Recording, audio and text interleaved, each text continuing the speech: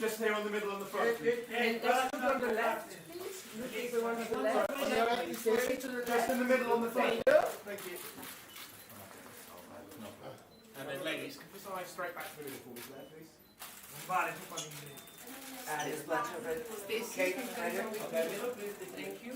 Coco, just you stay. To the two of you guys. Just starting in the middle there. Cate, please. You start on your left. On your left, please. Cate, danke dir, Alex. You're right, please. This way, huh? Here, please. I've been kissing the camera. And just in the middle here, please. Coco, have you come with me, Coco? Thank you. And just get. Cate, please stand on your left. Left. Left. Cate, please. Hey,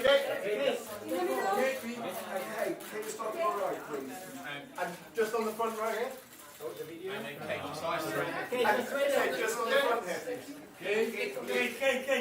Good girl. Chat on the right.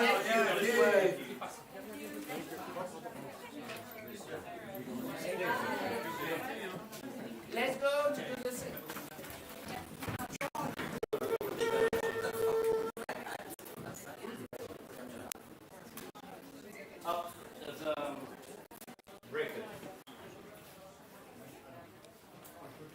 I'm going to take a picture of my film camera.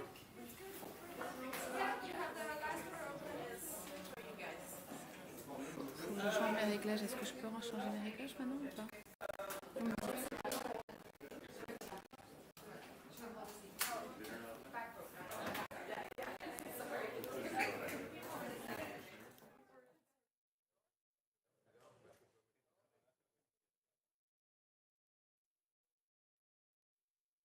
That's a great question. Yes, which seat am I going to? Which one? Me, this one? Okay, this seat. Oh no, I'm in that one. I'm not sure where Cate is. I'm sorry.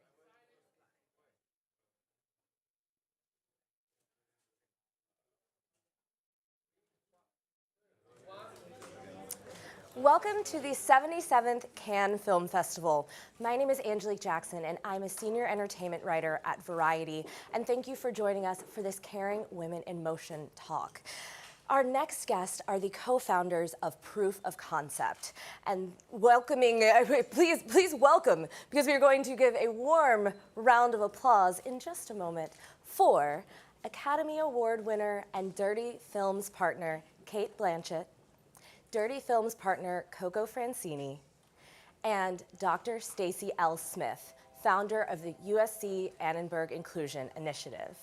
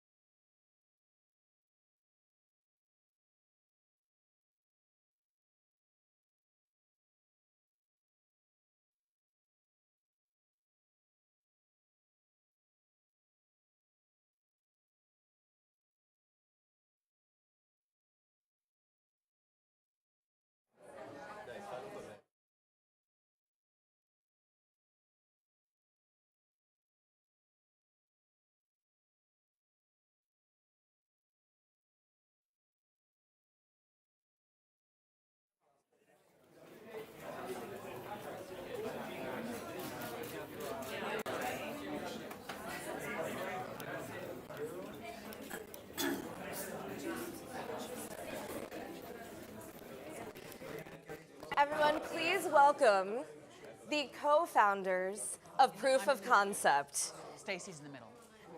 Please, everyone, give it. Yes. Oh, Yes. okay. Please welcome the co-founders of Proof of Concept, Cate Blanchett, Dr. Stacy Smith, and Coco Francini.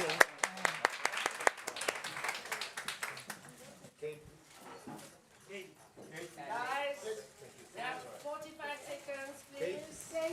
This is relaxing. Just in front, please. In front of. And ladies, say just in front, please. Ladies, Okay, on your left. and Hey, ladies. in front of you, please. And ladies on the right. Okay, one more down. Ladies on the right, please. Kate, in front of you, please. Kate. Ryan, On your left, to your left again, please. And just in front of me, please. Okay, back your legs. And just in front. in front of, please. Please, Kate, the last clear. Thank you, photographers, and please turn off your mobiles for the rest. And also silence.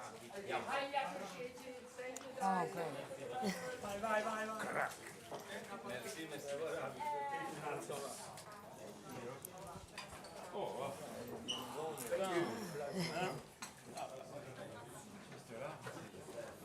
Queen of the sneakers. Well, thank you to everyone for joining us. This is essentially the 1-year anniversary party It's our of Proof of Concept. It's our anniversary. Well, what is it like? We are bringing this full circle. Proof of Concept was actually born here during a Kering Women in Motion conversation. Tell us a little bit about that. Take us back to 2023. A year ago, Coco and I were here in this forum, which is a wonderful forum, and thanks for having us again. And Stacy, Dr. Stacy was in the audience and came up immediately afterwards, and someone who couldn't be more engaged in women in film and in motion. And because our conversational gambit was that I'd name-checked the Annenberg Inclusion Initiative, which of course Dr. Stacy heads up, in TAR, and so it went from there. And then Coco and Stacy have cooked up this amazing program, which Dirty Film's supporting. Absolutely. Well, tell me about those early conversations. Sure. I mean, basically when you stood up and you asked a question at our panel last year, it was like, you're a celebrity to us. Yes, yes. After the mention in TAR and also our work on Mrs. America, where we had all of our episodes directed by women, except for Ryan Fleck, who comes along with Anna Boden, and we love him. And we also used the inclusion writer. So when she stood up, we were like, oh my God, she's here. And the conversation that day was really about kind of how hard it is for women, trans and non-binary directors to get their start, find financing. And we started talking about it, and she was like, why don't you do something? You're complaining, why don't you do something? And so we came up with this, which we feel like is a really actionable step towards elevating those filmmakers. And a year on, we're getting ready to announce the winners of the program. So it's really, really exciting. Yeah, the big reveal's tomorrow. Yeah. A lot's and happened within in a 1 year. And we can't thank Women in Motion enough. I know they've been doing this for 15 years, but the fruit of our labor with them partnering, tomorrow we'll see the dividends, right, of really what Kering has put in motion, giving us the forum to meet, and now hopefully transforming 11 folks behind the camera to move in their careers in a way that perhaps they wouldn't have without the resources that they're going to be awarded. Well, Stacy, let's talk about that, because you just mentioned 11. 11 filmmakers are going to be selected for this program, but you had more than 1,200 applicants? 100%. A lot of folks were interested, over 167,000 interactions with our website. So there's an appetite. And what's really amazing is that if you look at the landscape of entertainment, the top 100 films over the last 16 years, right? Only 6% of directors, right? But if you go to independent, it's 58% are women, right? If you go to TV, it's about 40%. If you go to Netflix films, it's about 25%. But 6% of top grossing films are women. and we like to talk about the fiscal cliff, right? I'm getting a tattoo. Right. My most important accomplishment will be Cate Blanchett with a tattoo saying fiscal cliff. That will get matching ones. But what's really important here is that when we put out the call, over 40%, actually over 50% of our submissions were from people of color, that were women, trans, and non-binary. 10% of the submissions, almost 10% were trans, and almost 10% were non-binary directors. So when companies or folks in the industry say it can't be done, we actually have data to say that there is a very, very interested talent pool. They will apply and they will lean into telling marketable stories to make an impact. Well, Kate, since you're willing to get fiscal cliff tattooed on your body, would you mind sharing people what that means? I think you should. You do the best description of the fiscal cliff. Absolutely. Yeah, the tier that goes along with it. So that drop in statistics really illuminates that there's a gendered marketplace for historically marginalized individuals when they try to move from one to multiple features. And for women, trans, and non-binary folks, it's a one and done. They get one at bat, right? And so this program, right, led by these artists to my right and left, I'm learning to be an artist through this experience, really is going to help change and shapeshift, I think, the top 100 films. So they get access to larger budgets. I mean, there is a real, what we identified is part of the problem is there's a failure of imagination. So you might have a small percentage of your cast, very small percentage of your cast being trans or non-binary in front of the camera, but what about behind the camera, and what about those people who are actually authoring the stories?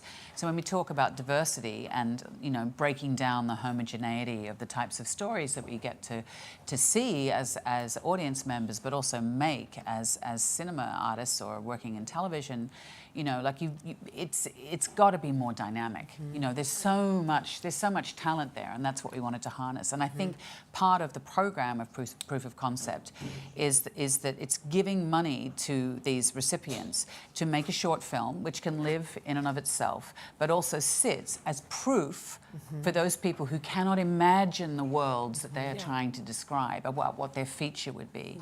So it's a well-resourced document that is unassailably excellent, so and undeniably fundable for those organizations and institutions that they go in to try and pitch to. And I'll add, I think that the thing that we're trying to address is that films directed by women, trans, and non-binary people are seen as risky. All films are risky, but these films niche, are seen as niche or risky. And what this does is it's an experimentation with a new model that we allow people to, you know, have something that they can say, look, I can do this. I can do this type of movie. I don't have to do a movie that's, you know, a small independent, you know, film that, you know, doesn't have a lot of commercial potential. So we just want to help build those artists up to be able to show that to the marketplace. Well, Coco, I'm so glad you mentioned the word risky and the idea that, you know, female fronted and obviously also women behind the camera are also deemed risky. And I want to ask you specifically as a producer as well, that is kind of your job, is to find ways to eliminate risk. So how do you kind of balance in that paradox, and what are you sharing with these filmmakers to kind of help them along that way of navigating this idea of women's stories being risky? Yeah, I mean, I think that we're addressing it in several different ways. First, the financing, and this is kind of coming from the Annenberg Inclusion Initiative's research, that the three barriers they find is these directors don't have financing, they don't have exposure, and they don't have mentorship. So those are the three areas that the program focuses on. And I mean, it started with this incredible selection committee that we put together for the program, and we've only gotten yes when we've gone to filmmakers and said, can you help us? Would you talk to these filmmakers and give them some advice? I mean, it's really about creating that fellowship, and that's a word that kind of grew most out of the program and the feedback we were getting. And it's interesting because in a way this thing, Women in Motion, is a fellowship that created this. So what we want to create for these filmmakers is like a real community and fellowship that's not only among them, among the emerging filmmakers, but also the really experienced ones like Greta Gerwig and Janixa and you know, and Jane Campion and Lily Wachowski, all these people that are part of our selection committee. But can I just talk about risk for a minute? because I think the industry, the more it embraces being risk averse, the more it's deemed to, being full of banal failures. And I think any time that I personally have advanced creatively in my career is when I have taken risks. And so it's just that a lot of our male counterparts in the industry are applauded for their risk and their bravery, and they're given $100 million more than, and all the actors, male actors, are taking incredible risks. It may not have worked, but God, that's interesting to see them do that. And I think, that we still talk about the female directors who are working with the big budgets, one of whom is heading up the jury this year. Yes. Bravo, bravo, bravo, so great. But we don't give them the bigger budgets, and they have to. There's so much pressure then, if they succeed, as to what they do next. And I think it's really important in any creative life. It is not once you hit a peak, there will be a trough. That is part of it's what you do in that trough and the support you get in that trough to come and make something fresh and new. I mean, there's the Michael Bays of this world who do the same thing all the time and do it incredibly well, and that's where he likes to live. But not all artists do that, and I think it's the death of the industry if we don't take risks on anybody, let alone women, trans, and non-binary filmmakers. Well, let's talk about that selection committee. We've mentioned a few names, but Lily Gladstone, Chloe Zhao, Emma Corrin, Eva Longoria, Greta Gerwig, Jane Campion, Janixa Bravo, Lily. Yeah, we tried. Yeah. Exactly. Really, that was tough, I'm sure. It's casual. It's casual. What is it like to assemble so many people who have such varied experiences, such varied sensibilities, but also so much success in being risky and taking chances in so many different genres, so many different budget levels as well? I mean, this feels like the perfect people to evaluate these films, these 1,200 applicants, and to be able to see, what is there for these films. Well, this is a bunch of women who are undeniably at the pinnacle of the industry, and incredibly talented and diversely so individuals. But they are also individuals who have really understand struggle. They really understand how difficult it is to have found the producers and the organizations who believe in them, and for them to keep developing in the way that they have as artists. So they are totally alive to the challenges that these filmmakers that we're talking about supporting will face. And I think it was really important to us to have a selection committee, because often you see a work that is perhaps about a subject matter that we don't normally see in mainstream cinema or on a mainstream platform, that someone will come on board to exec produce something. And it's like saying, I believe in this. I have a platform, I am a recognizable entity, I am behind this. And it really helps the filmmaker open doors for them. And so we felt by that selection committee, we'd get their perspective, which has been totally invaluable and really helpful in, as the program develops. But it's also, we get the imprimatur that they support the idea, And I think that that's the thing, is when you reach a certain point in the industry, we do understand how difficult it has been and continues to be. We talk about the pay gap, but we haven't got 2 hours to talk about that. We can make 2 hours. But I think it's really important that to give back and to mentor, and so by their involvement, there's a mentorship even in their involvement at this level. I think it was really important to signal too to who we wanted to submit that we were serious, right? There are only 2 transgender directors across 1,600 movies. Yeah. One of them is on our selection committee, right? And she reached out when she heard our announcement and asked to be a part of the program. Absolutely. So I think that these people are invigorated by what we're doing and want to support it. Continue, sorry. Well, I was just going to say, if we want Indigenous filmmakers, somebody like Lily Gladstone is incredibly important. Emma, we want non-binary creators. We need to let people know this is a place for community. This is a place for fellowship. This is a place to belong. And our numbers, with over 50% of submissions, people of color, I think we really communicated we want a variety of perspectives in this submission pool. And then our recipients, reflect that submission pool in a way that I think is very thrilling, and we'll see novelty and imagination as a function of that. So it's really exciting. Well, tell me a little bit about the recipients, because I know we can't, reveal who anybody is right now or what the films are, but something that stood out to me from the beginning of this program is it's not just for first-time filmmakers. It's part of the reason why we're discussing the fiscal cliff here is it is so difficult for people to make number 2 or number 3. So what did you see within the range of those applications, and then who you selected in terms of that? I mean, a lot of the selections were made based on, like, does this need a proof of concept, and do we feel like this is going to help elevate these people in their career? So, we're looking for, we say, audaciously authored work. We want things that can only come from these artists and that really feel like they need the scaffolding of this group and the support of this group to make it happen. So, for us, our goal isn't just to make a short film, it's to create an ecosystem of change where these people can go on and make these larger scale projects. So every single person, it was so hard, and thank God we had the selection committee, because that allowed us to have a little perspective, because we wanted to give this, this support to every filmmaker that applied. And which is, why we're really excited about our 11, and we won't say much more. You'll see more when we release it, but a really wide array of genres and types of films, and coming from each of their unique gazes, but I think a little bit different and a little bit more broad than what's in the marketplace that you see kind of being directed by gender marginalized people. Well, and I do this year in and year out. I could almost not write our top 100 grossing film study every year. It'll be the 18th time. With my eyes closed, I could guess at what the trends are almost. So to see these storylines, right?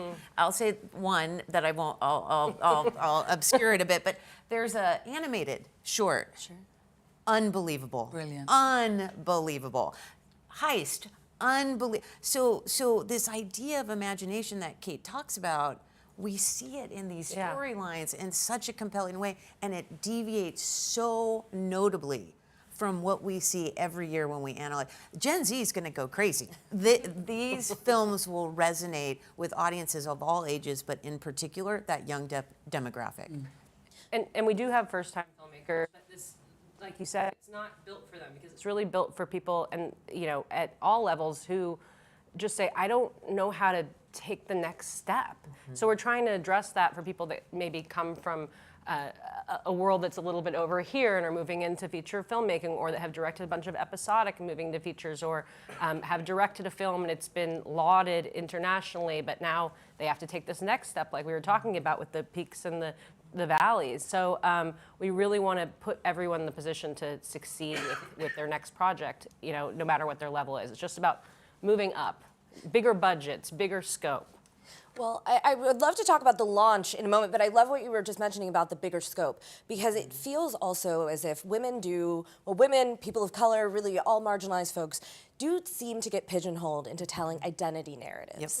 And it 100%. Seems as if these projects are going beyond that. And while it's important that we share our stories, it's also important that we get the opportunity to share a wide array of stories. Not just, I just came from a forum with the EFTA, which is an organisation that supports emerging filmmakers, but in the Middle East and North African region predominantly, with a couple of refugee filmmakers. And the thing is, it's like, one was a woman who actually wants to, she missed the proof of concept deadline, so hope you next year. But she was saying, it's really hard because I have 2 labels that I have to get to before I can get to filmmaker, and that's I'm female and I'm a refugee. So it's like you have to sort of, when can I just tell a story? And it was interesting, a lot of the submissions, say by trans or non-binary filmmakers, didn't speak directly to that experience, but because they have a lived experience, their point of view in whatever story, in whatever genre they tell, will be different from somebody who has grown up in white middle-class male. It's a different perspective. They'll put the camera in a different place in the room, and I think that's really exciting. That's when you see really different types of filmmaking, I think. Yeah, Yeah, that's truly the point. That is the point of all of this. Cate, I am curious for you as the actor on our panel. You know, what have the experiences been when you're working with a woman, a trans, a non-binary filmmaker? How have you seen that perspective shift and seeing that camera in another part of the room? Well, unfortunately, I haven't worked with as many as I would have liked. You know, you know, I do the head count. I think I talked about that last year, you know, that I'm back in the same place, you know, working with men that I love working with and respect, but I'm walking on set and you know, if there's 50 people on set and there's 3 women. And it's like, when is this gonna deeply, profoundly shift? You know, so I feel like it's Groundhog Day all the time. And I think that's where this feels like this space gets politicized. Because the more you talk about it, there seems to be, in the media, you know, in particular, there's a sense of, oh, haven't we discussed that? And it's like, I feel the same way. Like the amount of times that women are in press conferences, say at a festival like this, and they get asked about women's representation in film. And it's like, there are 2 men sitting on this panel. I would love you to ask them that question. Why do I always? Is it my problem? It's my reality. But why are you asking me to solve this? Do you know what I mean? And so we have to obviously mentor. It's super important. But the change it's slow, and it's also it's like 2 steps forwards, you know, 2 steps back sometimes. You know. Yeah. And right now we're at 2010 levels. Right. We shifted on screen in terms of women's representation, leading narratives. We're back to 2010. So a program like this is incredibly important to really be thinking about narratives that are needed. People need to be seen and heard. Compelling stories need to be told, and people need to have career sustainability and generational wealth, right? As women, trans and non-binary individuals. And that's not what we're seeing coming out of the legacy studios right now. So this is a nice countervailing influence. And I think sorry to interrupt, what's something that Coco identified, which I thought was really interesting, having spoken to a lot of women who had been through, and trans and non-binary people who had been through programs, and you know, script development programs or mentorship programs, but there hadn't been they'd grown through the program, but then there were no opportunities there. You know. And I think that the push towards inclusion in film and television has been incredible. But I think that the next frontier is growing that, and also making sure that we don't get pigeonholed into just telling stories about our own identities. I mean, I think that that's where that fiscal cliff really comes into effect, is if you're making a story about something really niche and small and specific, you know, there's a ceiling to that. And I think if you can bring that gaze into stories that are more broadly commercial and bigger in scope and deal with genres that are, you know, wide-ranging, then that's where you solve this issue of these filmmakers not, you know, being able to bring home as much money. And that's really what we're, you know, yes, the Annenberg Inclusion Initiative is a wonderful nonprofit, but this is all built to kind of level the playing field financially for these people. 100%. And we have to pay a nod to Netflix, right? Yes. They generously Absolutely. gave the resources from their fund for creative equity. And what's great about working with Netflix is that we evaluate Netflix along with just about everyone else in the industry, and they're really leading in many ways. There's places where they need to improve, just like everyone else. But to go to a company that's been leading on screen and behind the camera, right? To have resources and the support, you know, we started with 8, and we were going to pick 8 people, and we picked 11 people, and that was with Netflix giving us some additional support, because part of that is we ended up picking a few documentary filmmakers that we felt their projects were fabulous, and we felt like they needed their own unique fellowship as well. And Netflix has been nothing but supportive in every possible way for this program, and really exciting to work with. Well, I just wanted to add a footnote, because it is, the whole purpose of this is once you have women, trans and non-binary filmmakers behind the camera, it's a trickle-down effect. Everything becomes more representative. And Stacy, you mentioned that we're at 2010 numbers. Yes. So that then means that there were 30 movies with women and girls in co-leading roles. 30 out of 100 of those top grossing films, just, 1/3 Co-leading amount. roles. Yeah. And yes, co-leading roles. So that doesn't even mean Single the lead, lead. that's right. So to speak to that point of how much change this initiative looks to make, can you kind of encapsulate how broad this is by beginning from behind the camera? Well, sure. If you have, let's talk about if you have a woman behind the camera. We can't say the same about trans and non-binary because there's not enough data to even make this argument. But if you have a woman behind the camera, you have more women leads. You have more women on screen and girls. You have more women behind the camera. You have more women over 40, which is good news for, I think, Cate and I. Right. And then you also have more women working behind the camera. So you're creating the ecosystem that Cate was just speaking about. We see that, right? And we also see that those films make just as much, if not more, money. It's not the leading character that drives financial performance. It's the executive support behind the films, right?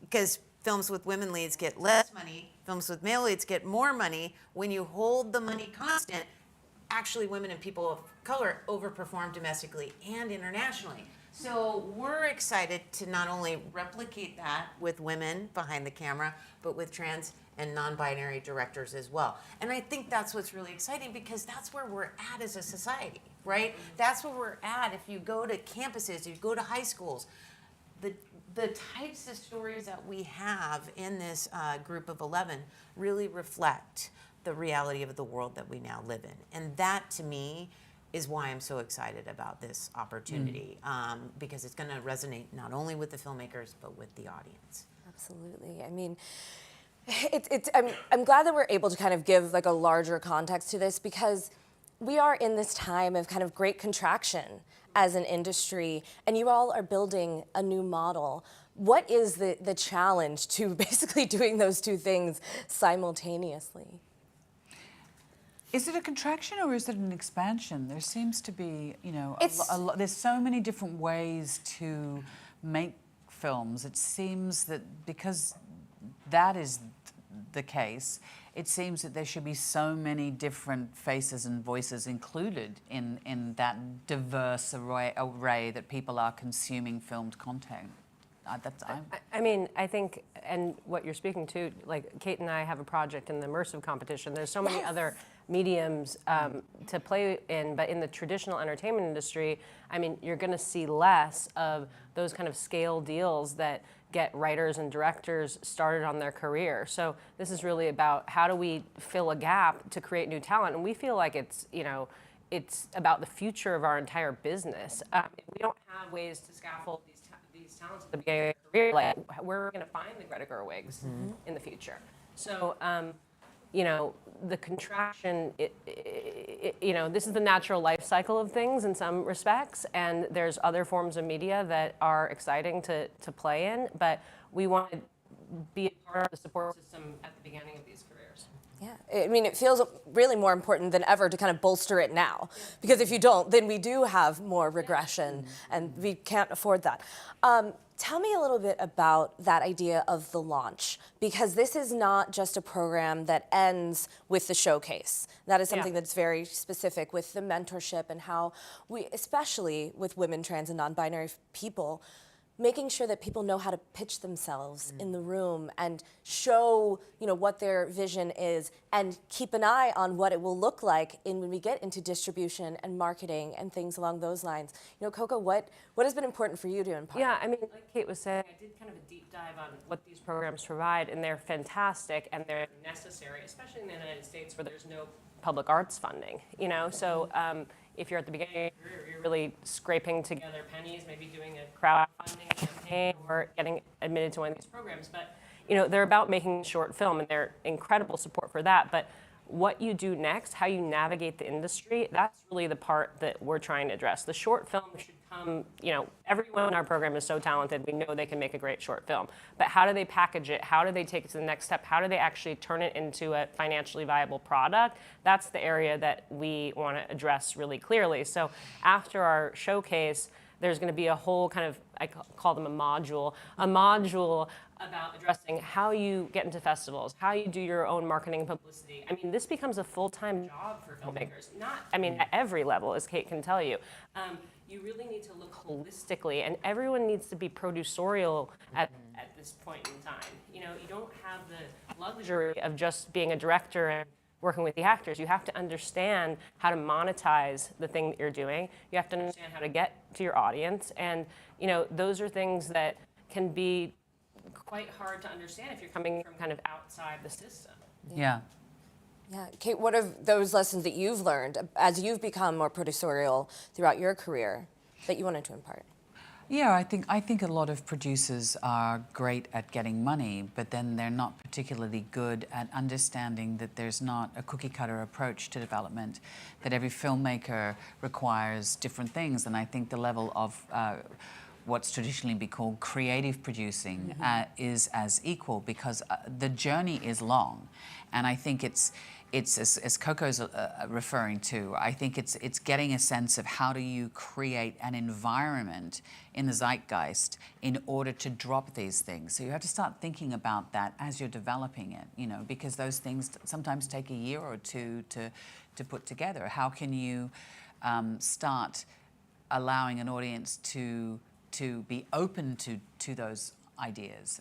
So I think that sort of stuff's really important. It's not hand-holding with the filmmaker, because these are really robust filmmakers, but you know, they're often about to make a leap there, and so that's very exposing for them. So I think it's making sure, and a lot of teams applied too. Like some of the directors came, you know, already with a producing partner and already with a DP and a production designer, and so that's great. They have an armature, but some of them did not, and so they can't all be developed in the same way. And that's what I've found in these conversations, is filmmakers often need quite different help in quite different, or support in quite different areas. Yes. I feel very powerful now. I don't know why I have this microphone. Came from over there. I think it's about really practical feedback and advice, because that's the thing that's going to, you know, allow you to succeed. You really need to think practically about how you're going to, you know, deal with all these elements that are, you know, not the art. And, you know, we know there are so many people there deserving just based on their ability as an artist, but it's about all the other elements that come into play when you're trying to find success. And I think trust is hugely important. I think, you know, of course, no matter what your gender or sexual orientation is, this industry is rife with rejection. That just goes with the territory. But we're talking about people who have been rejected in profound, you know, base levels, forget themselves as cinema artists, and so they, you know, it's earning their trust to say that you want to help them make the best film possible, but you need to have robust discussions to, you know, because the best producers are able to push back and say, I think you're compromising here, or I think you don't need that there, and so making sure they have those partners throughout the process. What was the best piece of advice that the two of you were ever given as you started on this journey as producers? Oh, God. I think, I don't know if it's a piece of advice, but I think you have to be willing to do everything from, like, getting someone a coffee to making a distribution deal. Yeah. And the best producers are Swiss Army knives, you know? And I think that's, you know, you have to just be able to look holistically at a project and figure out what it needs. And if you don't know, you have to be willing to learn. Yeah. I think I just got the best piece of it. Be a Swiss Army knife as a producer. Just don't stab anyone in the back with it. Exactly. You keep it sharp, but not use it for good, not evil. When you think about the future of this initiative, of this accelerator, what are you most excited about, knowing just, again, how far you've come in only a year? This is honestly quite remarkable to have met here in Cannes last year, already have finalists selected, and be preparing to, you know, send them out into the world.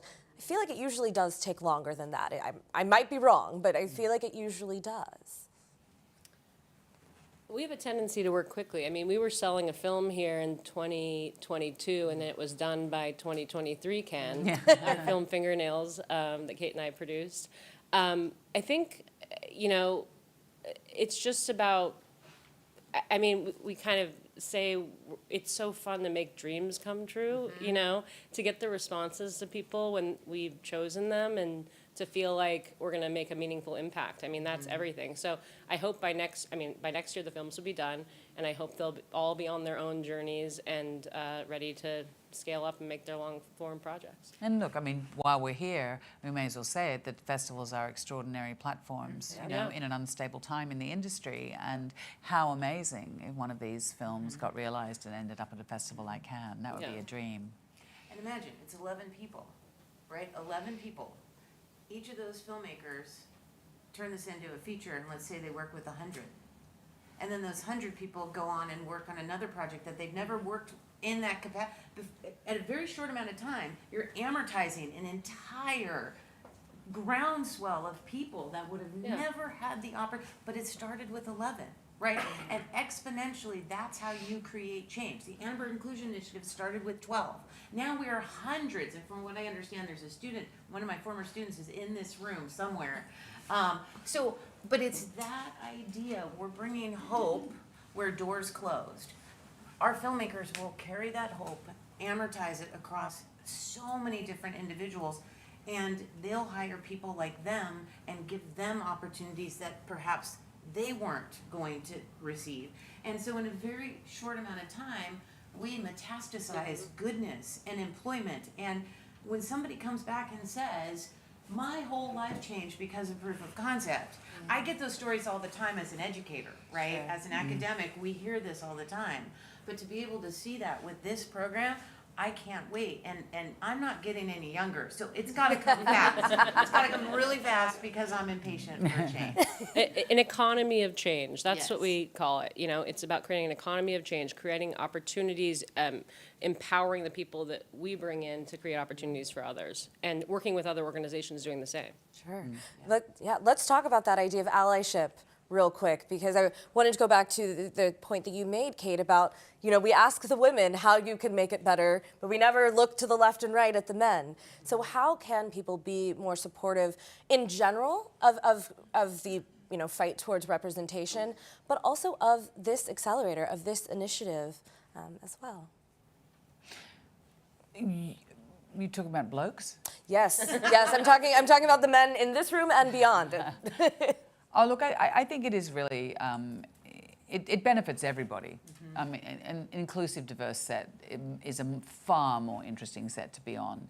Suddenly you find different jokes are told, different risks are taken in front of the camera and behind. You know, what you get from a visual perspective is entirely different. I think it's making sure that the creative individuals and their representatives are alive to that, you know. But I think still, I mean, we're still struggling with the equal pay for equal work.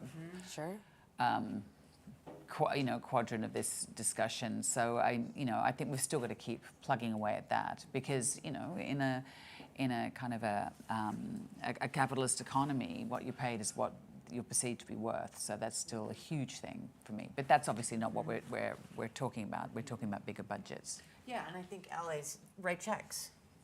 Yeah. The CEOs can write checks, right? Brands can write checks. They can support these filmmakers, their marketing distribution, right? Like what they need to get out there. There's a lot of practical support that can be given by simply writing a check, right? And that's really important. Second, it's catching language, right? We often talk about muscular directors. Why in the hell are we calling them muscular? Do they pick up heavy objects on set? I don't see that.